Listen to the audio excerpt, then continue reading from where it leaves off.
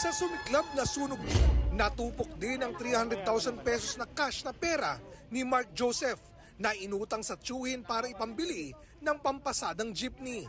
Hindi pa po ako nakakatulog hanggang ngayon kasi nagsisingkin pa rin sa utak ko yung pera na ganun kalaki po na bigla na lang mawawala sa isang iglap na para sana pantulong sa pamilya ko.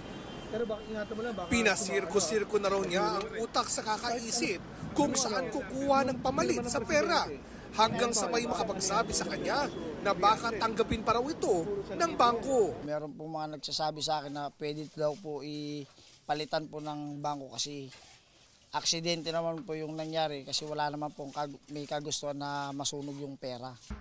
Mapapalitan pa ba ang mga sira-sirang pera? Alinsunod sa Bangko Sentral ng Pilipinas, Circular Number 829 Series of 2014, may 3 S o pamantayan ang BSP sa pagpapalit ng perang mutilated o napunit, nasira, nasunog, inanay o nginatngat ng hayop. Unang S, size. Kailangang may natirang 60% ng nasirang pera. Pangalawang S, signature.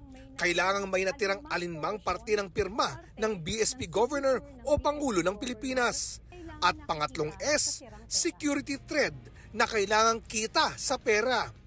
Ang dapat gawin sa napinsalang pera, ito ay dapat dalhin sa pinakamalapit na otorisadong bangko at ang mga bangko ay dadalhin sa BSP upang masuri kung ito ay may halaga pa. Pumunta nga sa isang bangko malapit sa kanilang lugar si Mark Joseph para ipakita ang kanyang mga nasunog na pera. Ang sabi po ng manager, valid ID po tapos certificate na katunayan na nasunugan po kami. Ano sabi, may pag-asa ba daw? Wala pong sinabi kasi hindi rin po nila alam. Malay natin, awa ng Diyos, baka may pag-asa pa. BSP pa rin ang magdidesisyon kung dapat itong palitan.